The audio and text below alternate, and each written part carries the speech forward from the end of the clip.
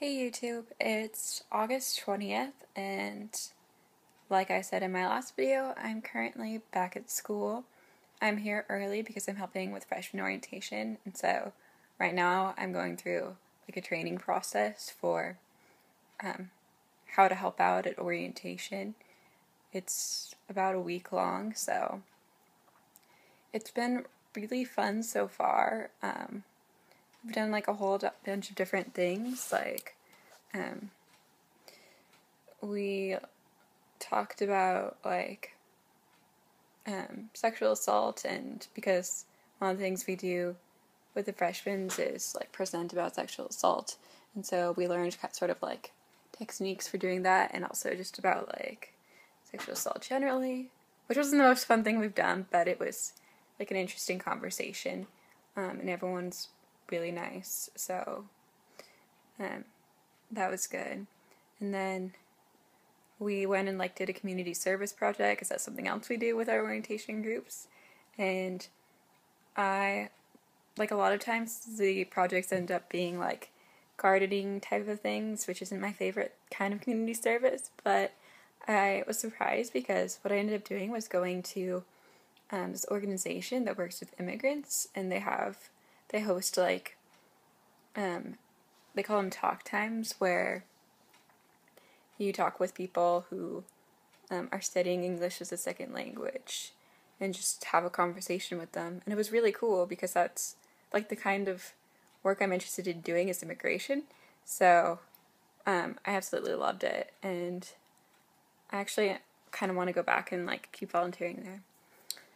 So that is the good sides of aspects of how my week has gone so far, which I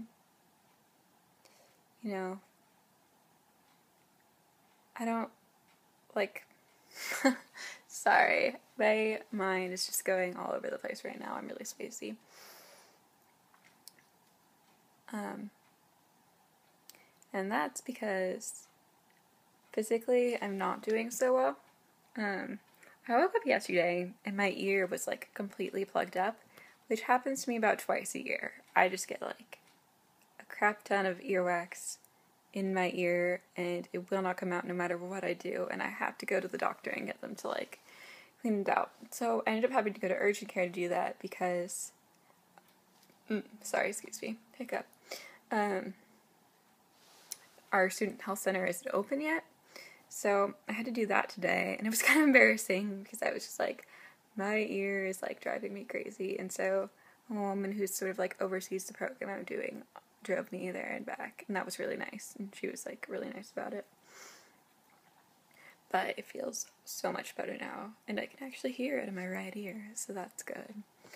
And then eating disorder wise, it's just been a continual struggle.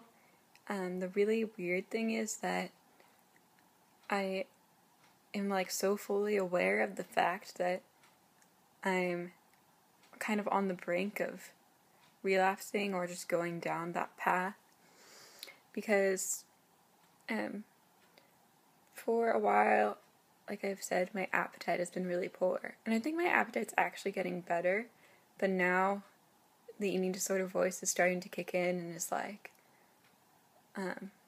when I eat something, or when I go to eat something, says but you can't eat that, or you're gonna gain weight, or this or that is gonna happen, and I'm struggling not to listen to it. And I still have been eating not nearly enough still, but I'm not completely eliminating food from my diet at all. And I am taking steps to try and keep myself stable, eating foods that are higher calorie, denser foods. So, part of me is fighting super hard. The other part of me is exhausted and doesn't want to do anything. And just wants to give in to that voice. I mean, more than anything, I just want to be able to know to just fight or to just give in. I just don't like having to struggle because it makes everything so tiring. Other than that, I'm still getting a lot of dizziness, and it's hard to realize that I do look really pale. My dietitian told me that. I didn't really see it, and I'm like, I kind of do. The other thing, when I went to the urgent care place, some of my vitals weren't great. They took my weight, and that was down a bit. I'm not exactly sure how much, because they weighed me with my clothes on. But it was down. And I guess that's not really surprising. And then my body temperature was low. It was 97.6, I want to say, which isn't like dangerously low, but it's not normal either. And I was like freezing cold all day, and I wasn't entirely sure why. But it's my eating disorder. That's what happens when you don't eat and your metabolism slows down. You get cold. So,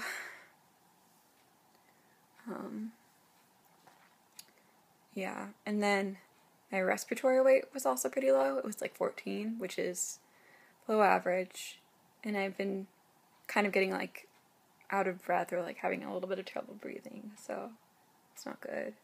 And then my blood pressure was high, which is a little strange. It's like higher than I've ever seen it. And I think that might just be stress related, honestly. Because that's never happened to me before. And yeah, I think that's all the things that were wrong this far. They didn't take my orthostatic vital signs. I think once our health center actually opens, I'll go in and have them check them. Especially if I'm doing any worse. If I'm the same or doing any worse. If things get better and I feel better, then maybe I won't go. We shall see. The other thing that happened is after our learning about sexual assault things today, the school counselor was or the counselor that I've seen through the school was here and was just available to talk.